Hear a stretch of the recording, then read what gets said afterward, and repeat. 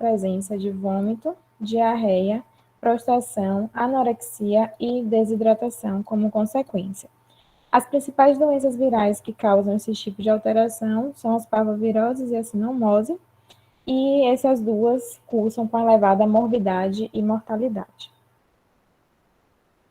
Como definição, nós temos que a parvovirose é uma enfermidade infecto-contagiosa causada pelo parvovírus canino, de apresentação clínica aguda. Geralmente, ela se dá na forma de gastroenterite e acomete principalmente animais jovens. Quem são, né, esses animais jovens? São filhotes a partir de 2 meses, entre 2 meses e 2 anos são os mais comuns. Também pode acometer animais adultos e animais idosos, contudo, é um pouco mais difícil, um pouco mais raro. O parvovírus canino tipo 2 ele foi descoberto inicialmente em 1970, contudo, assim como um bom vírus, ele já sofreu várias mutações e nós temos hoje ele classificado em subtipos, que é o 2A, o 2B e o 2C, sendo que tem distribuição por todos os continentes. Então, em todo lugar, você já tem a parvovirose identificada presente. As vacinas são eficazes? Então, a gente vai estar vendo, né, posteriormente, como é feito esse protocolo vacinal, como que ela é considerada eficaz ou não. Mas, em suma, mesmo com as mutações desses vírus, a vacina, o protocolo vacinal feito, né, da forma correta, ele é considerado, sim, efetivo, mesmo no caso em que ocorra a infecção por meio desses subtipos, que são as mutações. Como epidemiologia, nós temos que acomete principalmente cães com menos de 1 ano, eles vão ser os mais propensos. Contudo, como eu citei anteriormente, pode acometer animais, né, os caninos de qualquer idade, sexo ou raça. Algumas raças elas vão ser mais sensíveis por questão de resposta imune, por questão de conformação mesmo do animalzinho, tá? Que aí a gente vai poder ilustrar o Doberman, o Rottweiler, o Labrador, o Pastor Alemão e o Pitbull. Os cães filhotes não vacinados são os mais susceptíveis também ao desenvolvimento, né, do parvovírus. Como que se dá a resposta imune, né, durante esse processo?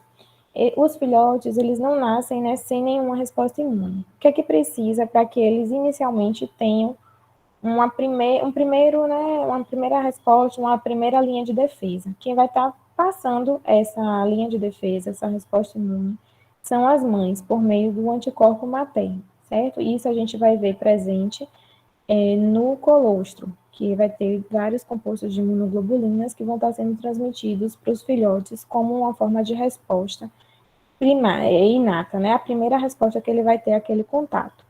Então, os anticorpos maternos, eles vão ser os protetores nas primeiras semanas de vida. Posteriormente, esse colostro vai se transformar em leite materno. Então, os níveis de anticorpos ali vão cair e vão começar a se tornar insuficientes. Então, é nesse momento em que a gente precisa começar o protocolo vacinal. Só que, em contrapartida, a gente precisa do tempo exato para se iniciar o protocolo vacinal, porque eles também vão poder levar a um bloqueio do desenvolvimento de uma resposta imune efetiva pelas vacinas, que é o que a gente costuma chamar de janela de susceptibilidade. Dessa forma, nós temos que o parvovírus canino, ele é altamente contagioso.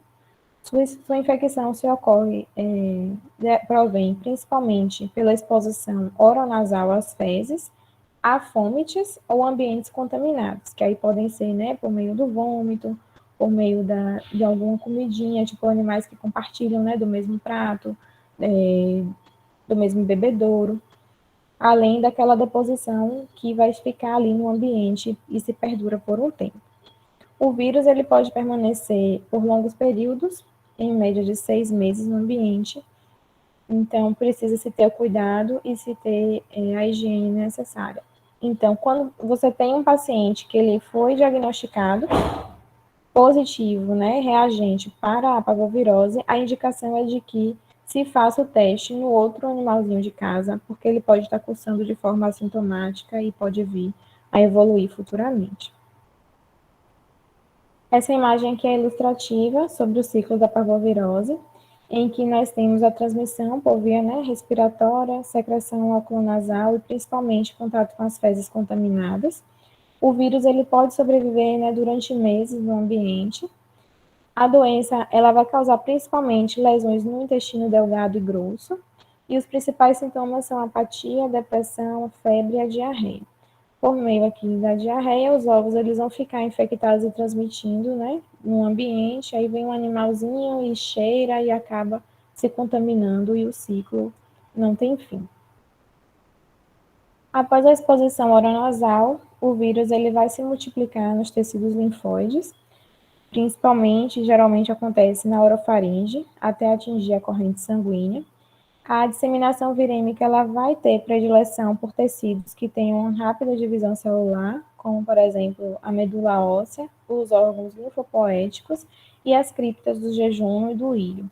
Ele pode ficar incubado em média de 2 a 14 dias, quer dizer que é o tempo que o vírus vai precisar para se instalar, né, no organismo e daí está causando os futuros danos.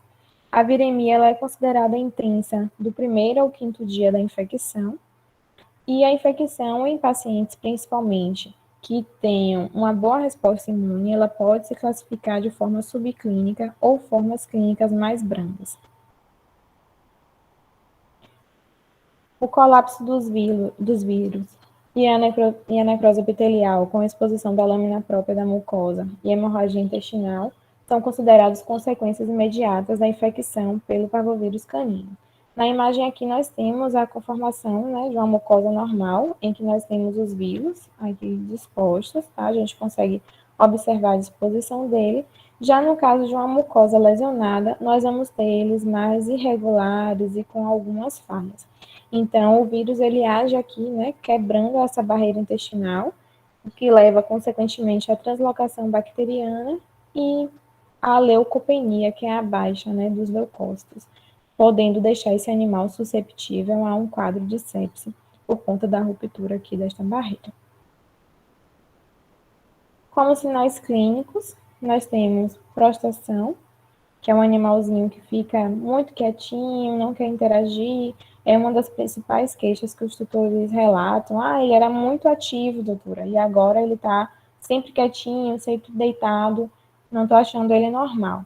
Anorexia, porque com o quadro, né, do vômito, da diarreia, esse animal também vai cursar com uma inapetência, então ele não vai estar querendo se alimentar e ele acaba perdendo peso muito rápido. Os vômitos são frequentes, são vômitos em que a gente dificilmente consegue controlar com medicações por via oral, porque você faz a administração da medicação, mas logo em seguida esse animal acaba regurgitando, vomitando, então não dá tempo da medicação fazer efeito. Cialorreia, né, que é característico também de um quadro de náusea, ele vai ter uma salivação mais excessiva. Pode cursar também com febre, por conta do quadro de infecção, né? A febre, ela não é a doença, ela é um dos sinais clínicos. Então, um animal que ele está com febre já vai chamar a atenção para a gente de que ele está com algum quadro infeccioso agindo ali. Dor abdominal, principalmente pela predileção do vírus, né? Que cursa com um quadro de gastroenterite. Então, esse vômito consecutivo, essa diarreia ininterrupta, que o animal vai estar perdendo sempre, vai desidratar muito rápido, porque ele está perdendo muito fluido muito rápido, pelo vômito, pela diarreia, tudo isso vai levar a um desconforto, uma dor. E na maioria das vezes, essa diarreia, ela tem um odor muito forte, que é um odor característico da parvovirose, costuma cursar, na maioria das vezes, também com presença de sangue. Se inicialmente o pacientezinho ele não tiver com presença de sangue ainda, ele vai evoluir para que tenha, isso acontece em 90% dos casos. Ela geralmente é bem líquida e o cheiro é muito forte, justamente por conta, né, da presença do sangue que se encontra ali e do quadro infeccioso em si. Os cães com diarreia, eles podem apresentar, né, desidratação, hipovolemia e choque. Quando a gente encontra um animal em choque, o que é que a gente vai conseguir, né, identificar nele como sinal clínico? Taquicardia, que é o aumento, né, da frequência cardíaca. O pulso, ele pode se encontrar normal ou fraco. O aumento do tempo de preenchimento capilar, que aí a gente vai classificar ele também por conta da desidratação. O tempo de preenchimento capilar a gente faz principalmente na gengiva, tá? A gente pega o dedo e faz compressão na gengiva do pacientezinho.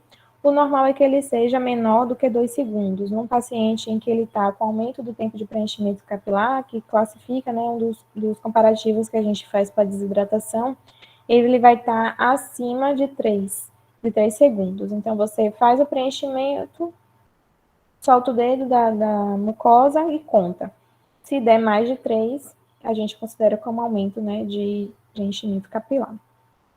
Hipotensão, porque ele está perdendo muito fluido, ele está perdendo eletrólitos juntos, então tudo isso desencadeia, né, na baixa da pressão, e a gente chama de hipotensão. Pode ter redução de consciência, e também nessa fase do choque inicial ele pode cursar com baixa de temperatura. Se esse paciente ele não receber imediatamente um tratamento por meio da fluidoterapia, que é no estágio, né, inicial do choque, ele vai evoluir para o estágio terminal do choque, podendo levar esse animal a óbito. No quadro mais grave do choque, nós vamos ter bradicardia, que aí é a baixa de batimento cardíaco. As mucosas, elas vão ser diagnosticadas, identificadas como pálidas ou cianótica. Uma mucosa pálida é uma mucosa branca, né, que a gente chama de porcelana, mas o normal de um pacientezinho é ele ter uma mucosa, né, de uma coloração mais rosadinha. Já num paciente em que ele está num quadro de choque ou em quadro de anemia, por exemplo, a gente vai conseguir identificar ela mais clara, mais branca. Então, é nessa classificação. E o cianótico, né, aquele pacientezinho que já está ficando com a coloração um pouquinho mais rosada, ou mais roxeada, desculpa. A mucosa que a gente olha principalmente é a ocular, que a gente consegue, né, abaixar os olhinhos e olhar na porção abaixo, próximo à pálpebra, e a da boca são as principais. Nós vamos ter também o pulso muito fraco ou até mesmo ausente, hipotermia, que aí é a baixa de temperatura, sendo que às vezes o termômetro ele nem consegue mensurar, sendo necessário que a gente disponibilize colchão térmico para esse paciente. Anúria, porque ele já está num quadro de desidratação tão grande, e a sepsia em si, ela leva, né, a um comprometimento de outros órgãos, então o rim ele pode já estar comprometido nesse dado momento. Hipotensão grave, e esse paciente pode entrar em coma. Em caso de choque na fase terminal, a parada cardíaca e a parada respiratória elas são iminentes. E os animais que atingem esse estágio dificilmente sobrevivem. A gente dificilmente consegue reverter, mesmo com todo o manejo, massagem cardíaca, intubação e tudo mais, um paciente que ele chegue nesse estágio. Como achados laboratoriais, nós vamos ter o hemograma, que é um dos exames de triagem que a gente pede. Ele vai se caracterizar com leucopenia, por neutropenia e linfopenia. O que é isso? Quando a gente olha no hemograma, a gente vai observar os glóbulos vermelhos e os glóbulos brancos. Nesse caso daqui, a gente está caracterizando inicialmente os glóbulos brancos, com leucopenia, quer dizer que está tendo a baixa dos leucócitos totais. O que está levando a essa leucopenia, essa baixa dos leucócitos totais, são os neutrófilos e os linfócitos. Então, nós vamos ter neutropenia, que é a baixa dos neutrófilos, associado também a uma linfopenia, que é a baixa dos linfócitos. Num quadro de doença infecciosa, como, por exemplo, a parvovirose e a sinomose, a linfopenia ela vai ser muito gritante no resultado desse hemograma. Nós vamos cursar, pode ter, né, anemia por conta da perca de sangue, deficiência nutricional e hemoconcentração, ou em contrapartida a gente pode ter uma hemoconcentração por desidratação. Então, a anemia, a gente aqui já está falando dentro do hemograma das glóbulos vermelhos. Então, nós vamos ter a perca de sangue, que aí vai se classificar com a perca, né, das hemácias, deficiência nutricional, porque esse animal ele não está se alimentando. Então, a gente pode ter essa característica aqui. Em contrapartida, como a quantidade de fluido desse paciente, ela também vai estar baixa, a gente pode ter um resultado de aumento, né, das hemácias, aumento do hematócrito, por conta de um quadro de hemoconcentração, que é característico também da desidratação. Só que quando você começa a repor a volemia nesse animal, esse valor aqui, quando a gente repete, ele já vai estar baixo a normal. Cursa também com hipoproteinemia, que é a baixa, né, das proteínas, principalmente a albumina, que vai estar sendo perdida por meio desse quadro, principalmente em decorrência da alta da permeabilidade intestinal. Pode ter caso de azotemia, que aí a gente vai classificar com os exames de ureia e creatinina. Azotemia é o nome, o codinome, né, que a gente usa para quando o paciente ele tem aumento de ureia e aumento de creatinina. Essas duas substâncias elas deveriam estar sendo excretadas pela urina, mas nesse caso daqui, esse paciente ele pode estar tendo um aumento dela por uma descompensação do organismo, tá? Em quadro, principalmente chamando atenção aí pela desidratação também. Nós vamos ter alteração do potássio, que na maioria das vezes ele está diminuído. Podemos ter alteração das enzimas hepáticas, que aqui a gente vai avaliar principalmente o ALT e a FA, tá? Todos esses exames que eu estou listando, eles são caracterizados como exames de avaliação geral, em que a gente vai ter o hemograma e as dosagens dos bioquímicos principais com ureia, creatinina, LT, FA e PT e frações, que são as proteínas totais e frações. No caso, quando se tem já uma alteração nas enzimas hepáticas, é quando o paciente ele já tem complicações e já está correndo o risco de sepsis. A leucopenia ela vai decorrer da ação do vírus na medula óssea na fase inicial, e a leucocitose ela vai ocorrer na fase da recuperação, em consequência das lesões e da quebra, né, da barreira da proteção intestinal. Então, inicialmente, no paciente com parvovirose, nós vamos ter uma leucopenia. Quando ele já saiu do quadro e já está em fase de recuperação, nós vamos ter uma leucocitose, que aqui já vai ser o inverso da leucopenia, né, que é o aumento dos leucócitos, porque esse paciente ele está num quadro de infecção e o corpo ele vai estar aqui já tentando debelar esse quadro. Como diagnóstico, nós temos que o presuntivo, né, para parvovirose na rotina da clínica, geralmente ele vai se basear no histórico, que acomete principalmente cães jovens, tá, entre 2 meses e 2 anos. Sinais clínicos com gastroenterite hemorrágica. A gastroenterite hemorrágica, como eu citei anteriormente, ela vai ser, né, só para elucidar para vocês, o vômito, a diarreia, e esses podem vir a acontecer com presença de sangue. O hemograma a gente vai observar principalmente, que vai chamar mais atenção, é a baixa dos linfócitos, que é a linfopenia. O diagnóstico definitivo da parvovirose, ele exige a identificação do vírus por um teste específico, então todos aqueles outros exames que a gente fez, eles são de triagem e direcionam para determinadas doenças, mas eles não confirmam. Quem vai confirmar nesse caso daqui é o teste de ELISA, que é um SNAP teste. São testes que são considerados de boa especificidade, fácil execução, a gente consegue estar fazendo ele no momento, né, da clínica mesmo, enquanto está ali atendendo o paciente. Eu vou estar mostrando para vocês, acredito que no próximo slide. E a interpretação qualitativa em poucos minutos. Pode haver um grande número de resultados falsos negativos, porque a gente vai depender, né, do tempo de ação que esse vírus está, se ele já está presente naquele material que a gente coletou. Mas, no geral, ele é considerado como um teste de alta especificidade, sendo caracterizado em 98,8%, alta sensibilidade, o que quer dizer que, se ele der positivo, ele realmente é positivo, e as amostras que a gente coleta é de suave retal ou de fezes frescas. A imagem aqui é ilustrando, tá? Não ganhei patrocínio da Aleri, que é a imagem aqui desse teste, mas ele é um dos mais usuais, é o que eu encontro em todas as clínicas que eu já pude trabalhar. Ele vem acompanhado do cotonete, o tubinho com reagente, uma pipeta e o teste em si. Então, você tem que pegar uma quantidade, né, considerável, aqui nessas imagens ilustradas entre 2 e 3, e aí você vai conseguir essa amostra ou do suave retal, que é quando você pega esse cotonete e põe, né, dentro da mucosa retal do cão, faz movimentos circulares, né, de forma cautelosa, porque esse paciente já vai estar com a sensibilidade anal, por conta do quadro de diarreia que ele está vindo apresentar. Ou então você pode também pegar a amostra das fezes frescas e pôr dentro do tubinho posteriormente, de forma que você consiga deixar, né, diluir esse conteúdo dentro do tubinho.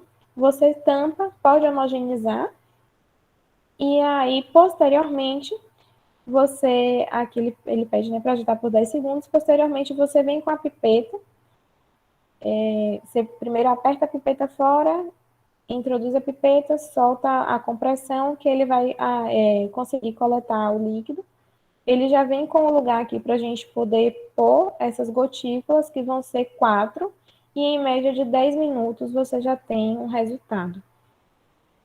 Quando o paciente ele é positivo, que esse teste ele é considerado como reagente, em menos de 10 minutos a gente já consegue ter esse resultado. Ele também pode ser classificado em fracamente reagente, ou também pode, né, não ser reagente, não ser positivo.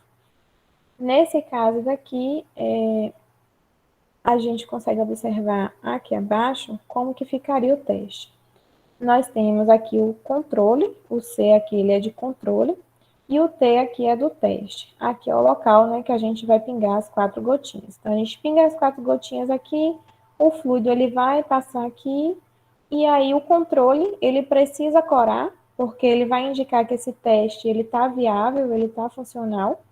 E o teste, que é o que a gente vai observar e classificar esse paciente como reagente, que é quando as duas linhas são coradas, ou não reagente, que é quando somente o controle ele é corado. Só para chamar a atenção de vocês também, que é importante que a gente faça com um teste, né, antígeno. Por quê? Porque o antígeno ele vai pegar o próprio vírus, tá? Ele vai identificar nesse exame o próprio vírus, que é o causador da doença. Se você fizer com um teste que ele é anticorpo, o paciente que já teve o primeiro contato com a imunidade inata da mãe, ou que ele já teve uma primeira dose da vacina, mas a janela imunológica dele ainda está aberta, ele pode dar um falso positivo, porque o anticorpo ele é adquirido, né, dessas formas, pela transmissão da mãe e pela transmissão da vacina. Então, a gente tem que priorizar fazer ele com antígeno, que é para poder ir em busca do próprio causador da doença. Como tratamento, nós vamos ter principalmente o tratamento de suporte e sintomático. A internação para a realização de fluidoterapia é um dos aspectos mais importantes e principais no manejo do paciente, né, com gastroenterite viral. Então, esse paciente, ele precisa ficar admitido em internamento.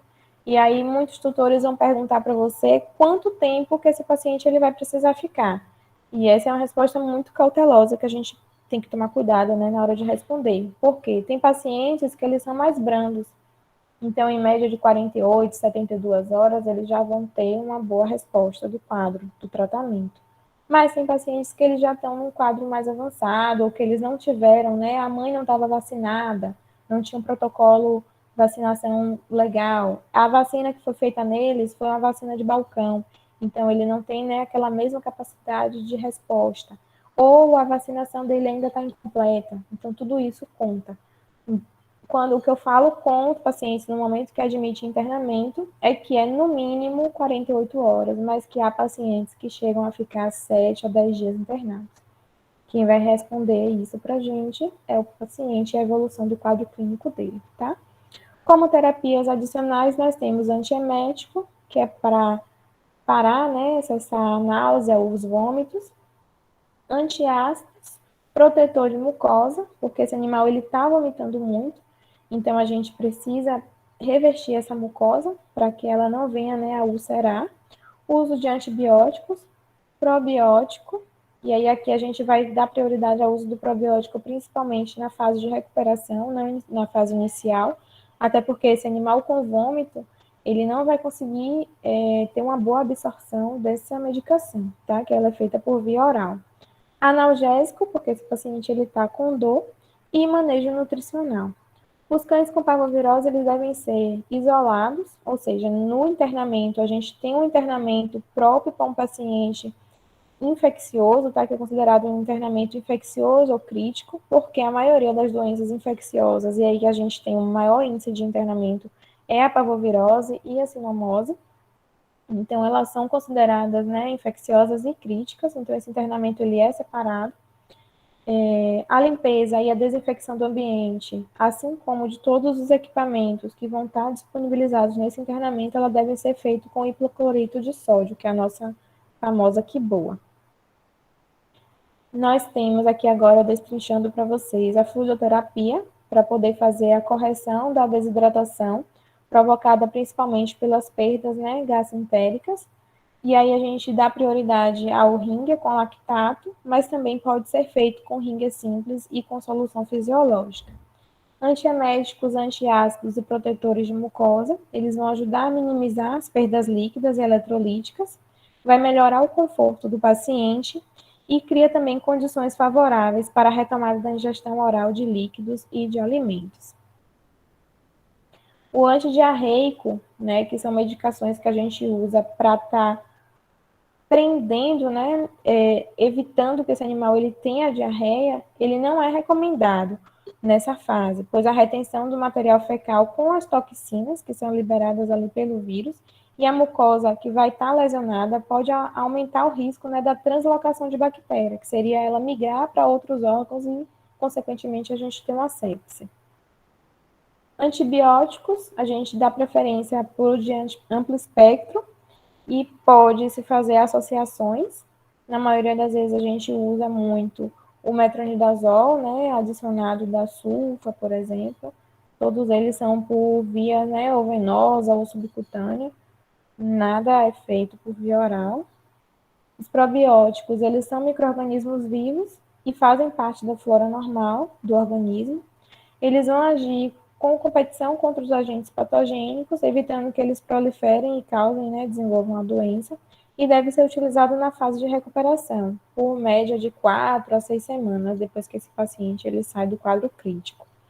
A alimentação, a gente dá prioridade por fazer ela de forma microinteral, e aí o glicopan, que é da Vetinil também, fazendo uma propaganda sem nenhum bônus, ele vai ser um aliado de vocês, porque é uma solução que a gente vai estar fazendo, né, com aminoácidos, minerais e vitaminas, e ele é um dos mais completos, pensando nesse sentido.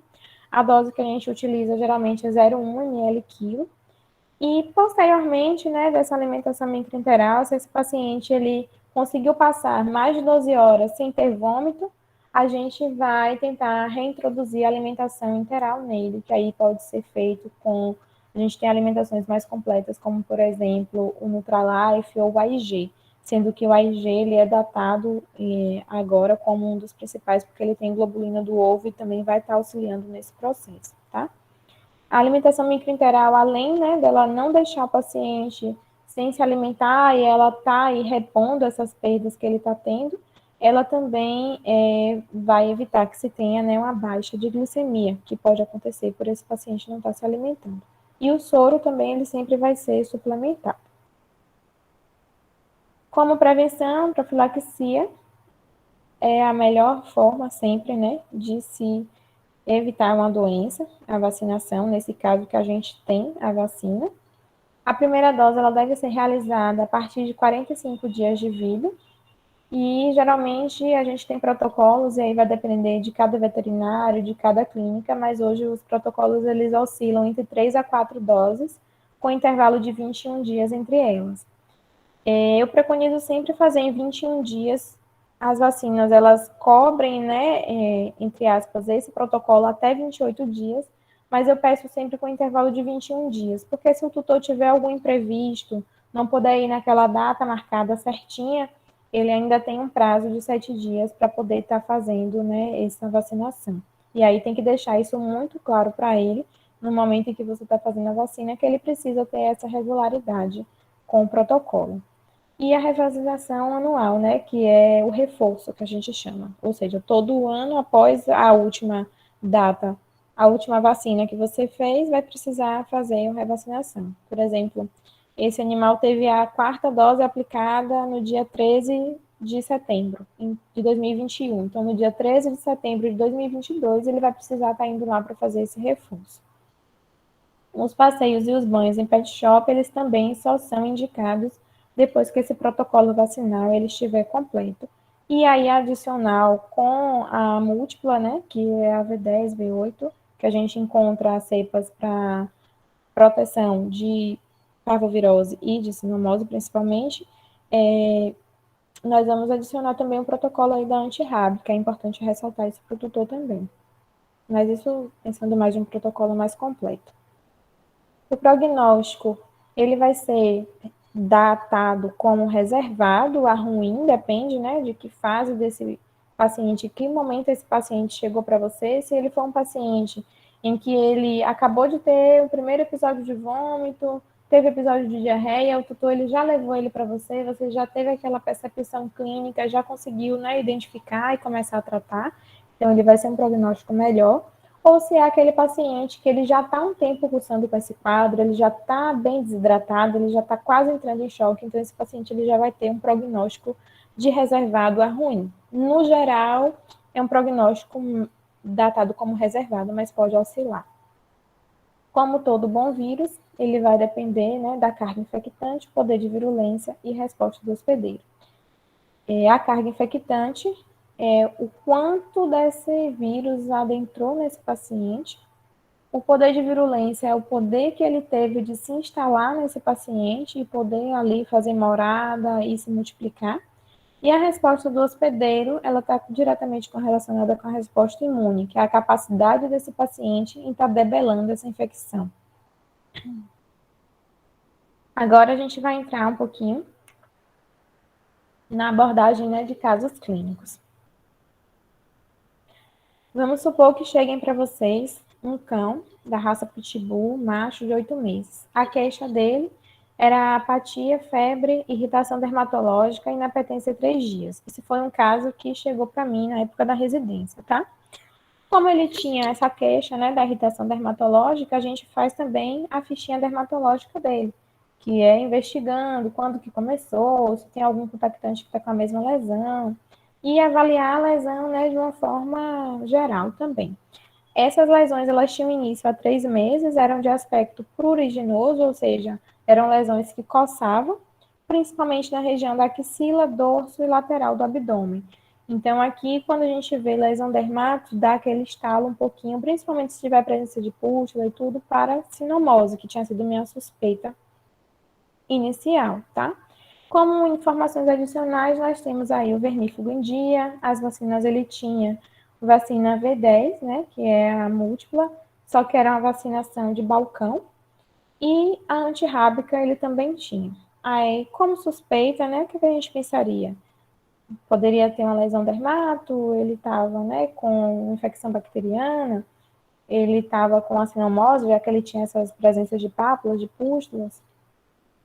Só que no dia seguinte, né, a gente teve o resultado dos exames e o teste de sinomose dele tinha dado negativo.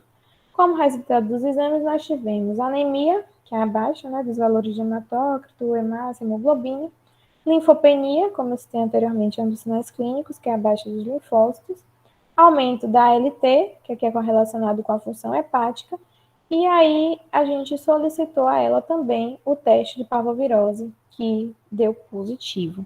Esse paciente ele foi então encaminhado para a realização de fluidoterapia, adicionado, né, ao protocolo terapêutico dele protetor de mucosa, antiemético, analgésico, antibiótico, probiótico, imunoestimulante e suplementação vitamínica.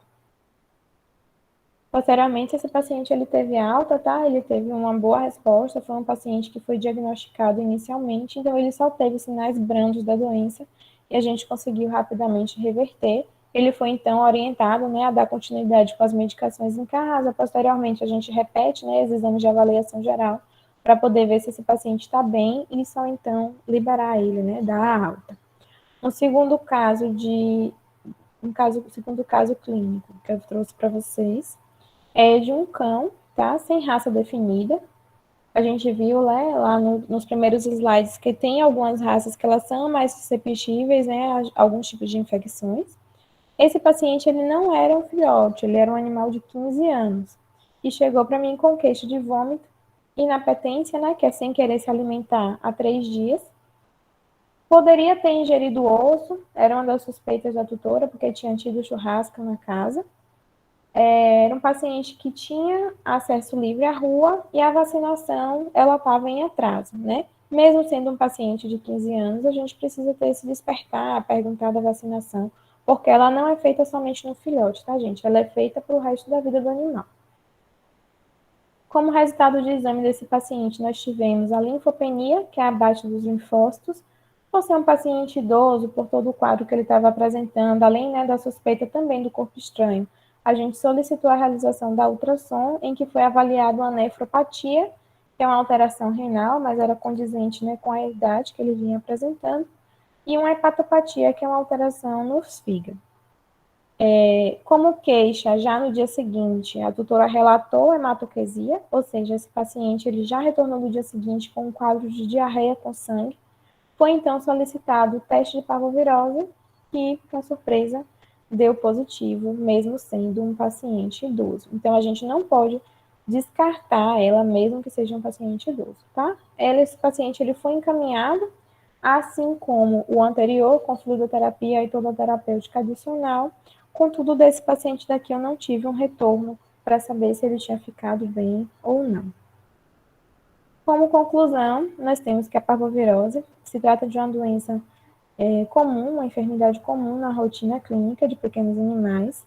É de fácil diagnóstico, né? Desde que se tenha uma percepção clínica, se fique atento com os sinais que esse paciente está apresentando. A gente tem aí a adição do teste rápido, que pode ser feito pelo próprio clínico mesmo, não tem muito segredo para se fazer.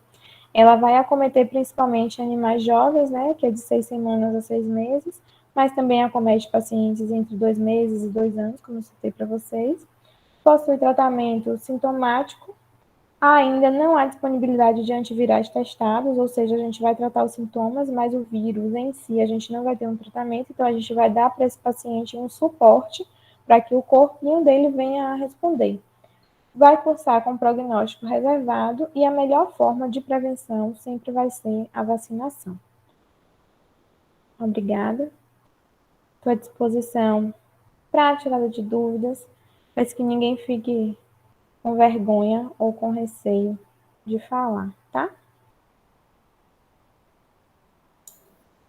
Quero agradecer a doutora Indiana pela palestra, excelente, muito bem Obrigada. explicada.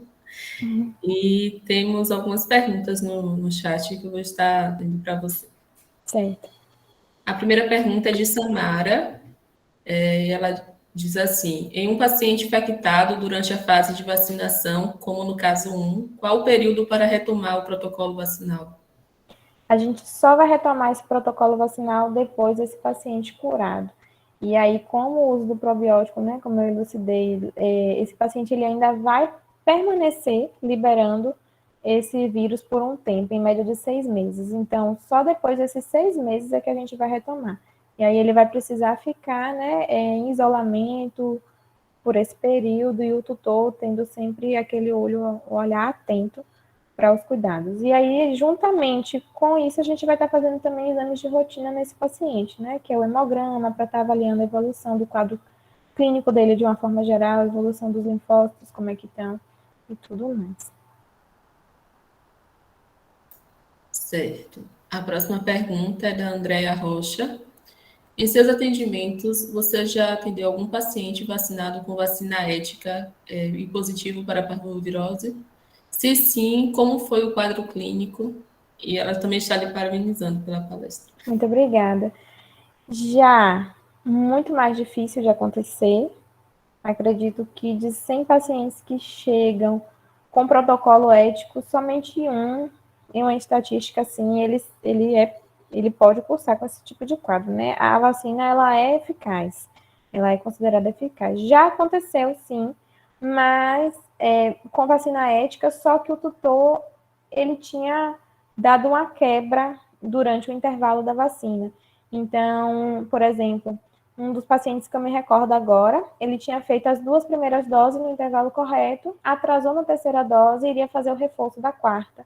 E durante esse período, esse paciente ele acabou se infectando. Mas já teve casos também de pacientes que estavam na primeira e na segunda dose, ainda né, sem o protocolo completo, e que também se infectou. Por isso é importante ressaltar para esses tutores que esses animaizinhos eles só devem sair, só devem passear, ter contato com outros animais, depois do protocolo completo. E aí, uma das questões que perguntam sempre é: e se o animal de casa não for vacinado? aí você também precisa estar vacinando esse animal de casa, de preferência antes de adotar um novo animal. Aí ela perguntou em relação também aos sinais clínicos, né? O sinal clínico da parvovirose ele vai ser na maioria das vezes comum, que é cursando com gastroenterite. E aí a gente pode ter ele brando ou um pouco mais agressivo, mas na maioria das vezes ele vai ter sim o quadro do vômito persistente e que aí você vai fazer a medicação. Por exemplo, o ondansetrona ele costuma ter uma boa resposta em um tratamento simples, de uma gastroenterite simples.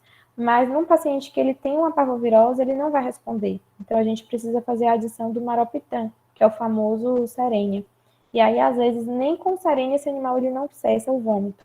Então a gente precisa da adição, né, da terapia da alimentação microenteral também durante esse período, que é para poder tudo vai trabalhar de forma interligada, né, no processo desse quadro infeccioso.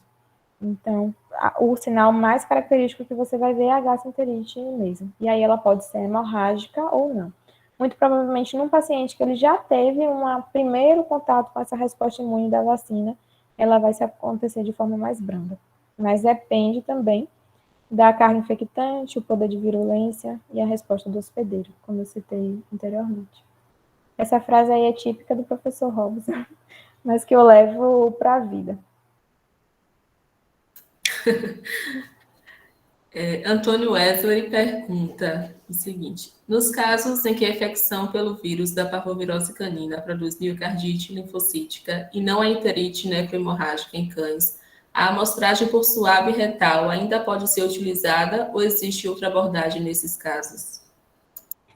Geralmente a gente faz, pode-se ter, a gente tem alguns outros testes, como por exemplo o PCR e também o teste de laboratório mesmo específico, né, que aí pode ser por ELISA ou por radioimunoensaio, mas é mais raro de acontecer. Na maioria das vezes ele acontece com a forma da gastroenterite mesmo. E aí, nesse caso, a gente tendo a suspeita, tendo a linfopenia, a gente pode estar solicitando esses exames aí de forma adicional, tá? Não é porque o teste deu negativo que você vai parar de investigar, no caso, fazendo por suave retal. Então, a gente vai pesquisar de outras formas. Se você tem a suspeita e você tem um método, né, você tem um meio de diagnosticar, você pode estar solicitando ao tutor que esse exame seja feito. Certo. A próxima pergunta é de Crislane Santos. O teste para diagnóstico tem um valor elevado? Em casos que o tutor não tenha condição para a realização do teste, pode iniciar o tratamento apenas com sinais apresentados? Certo. O teste, ele tem um valor médio, que eu considero. Geralmente ele oscila entre 100 a 200 reais, depende da clínica, depende do lugar. Em relação ao tratamento, se o tutor ele não tiver como, o tratamento da parvovirose ele é de suporte e sintomático. Então, você já pode iniciar o tratamento mesmo que aquele resultado ele dê negativo, tá?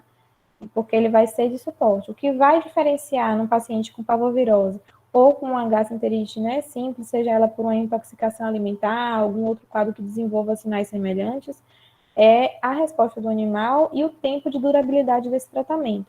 Que aí o que lhe assegura, né, é você conseguir diagnosticar e bater esse martelo para que o tutor ele tenha essa noção e você consiga também passar para ele isso, de que esse paciente ele vai demandar um tempo maior ali internado, um tempo maior, ele pode, né, vir a óbito durante esse período.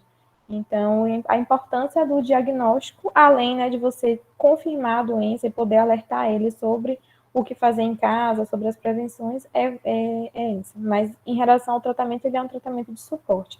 Você pode dar início, sim. Excelente. Mais pessoas parabenizando. Muito obrigada a todo mundo. Ô, Lissandra, só que tem mais perguntas? Eu só queria, Não, eu queria primeiro, assim, a Indiana falou, essa coisa da tríade, Diana, é muito legal da infectologia, né? Vocês Sim, atribuem a mim, mas não é meu, não, é da infectologia. E eu fiquei super feliz ouvindo você falar, porque o objetivo era esse, era trazer a vivência mesmo, né? Assim, alguém que está atendendo, alguém que está acompanhando os animais, né? E você foi perfeita aí, tanto com os casos clínicos quanto na sua fala. Muito né? obrigada, professor. Eu super grato. Eu me lembro muito lá no seminário da disciplina, o quanto você já tinha se destacado, né? Esse perfil aí, de se aprofundar, de saber as coisas, os porquês e trazer. Sua palestra foi brilhante, assim, eu fiquei muito feliz. Muito obrigada. Eu que fico feliz com os Eu, elogios de coração. eu gosto de perguntar, desculpe, assim, nossa, eu fiquei pensando, você falou que usa bastante o teste, né? O DOT ELISA, né? Que é esse teste Sim. rápidozinho.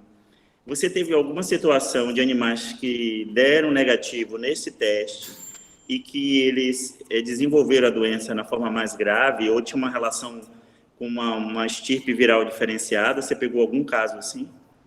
Até o momento, não, professor. Agora, sim, sempre que eu faço o teste, eu deixo o tutor ciente de que a gente pode precisar repetir, justamente pela fase, né, de contaminação que esse animal ele pode estar apresentando. Mas, na maioria das vezes, o teste ele é bem fidedigno e bate bem o martelo mesmo. Recentemente, agora, eu atendi um paciente que chegou para o internamento encaminhado e ele estava em tratamento para erliquiose, que é a Sim. doença, né, transmitida pelo carrapato, para os demais que talvez não saibam. Então, ele vinha com um tratamento com o uso de doxiciclina, mas ele não melhorava, o vômito dele estava persistente. Durante o atendimento, ele defecou. E aí, o cheiro, a característica das fezes já me despertou o olhar clínico para aquilo.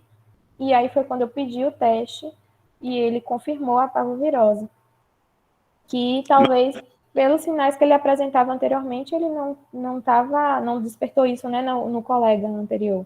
E Ele tinha Ehrlichia e parvovírus ou ele era parvovírus e estava tratando para Ehrlichia? Ele tinha os dois. ele era parvovírus e estava tratando para Ehrlichia, porque posteriormente, quando saiu a sorologia que ele tinha feito externo, ela deu negativa. Então, os sinais clínicos e a alteração do exame acabou se confundindo. E aí a gente diagnosticou por meio do teste. Entendi. Mas, na Então, o maioria das vezes, tratamento para Ehrlichia, mas ele não tinha Ehrlichia, é isso? isso. Ele A não conclusão tinha. que chegaram é que ele não tinha Ehrlichia, ele tinha parvo, na realidade. Isso. É porque a Ehrlichia, eu não sei se foi o teste que ele estava sendo tratado pelo teste ou se só foi subclínico, pelo relato clínico.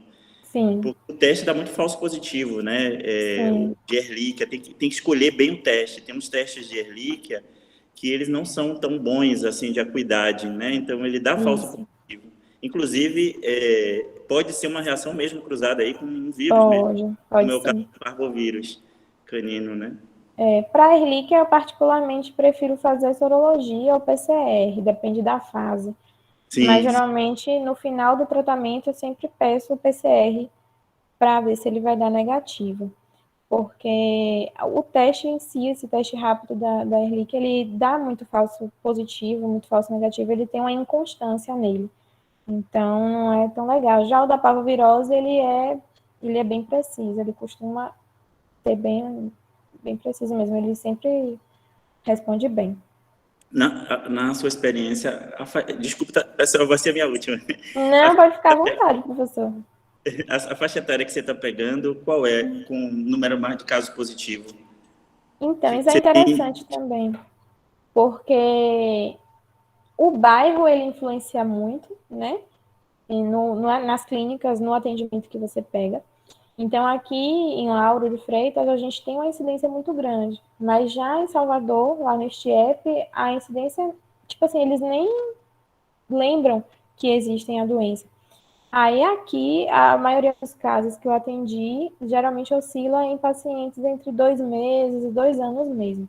Esse caso que eu trouxe aí dessa paciente de 15 anos, ele foi uma exceção à regra, que pode acontecer, mas na maioria das vezes entre 2, 6 meses até 2 anos. São os mais comuns, e aí também que são mais pacientes que ou fizeram vacina não ética, né, que é aquela vacina adquirida de balcão, ou está com protocolo vacinal incompleto, ou que não fez vacinação. Ou também tem casos de animais que vieram de canil, aí veio com aquela primeira dose, mas não deu tempo ainda de chegar na segunda dose. E aí isso da superpopulação, né, acaba aumentando também as chances dos pacientes adquirirem outras doenças infecciosas além da parvo. Mas geralmente oscila nessa faixa.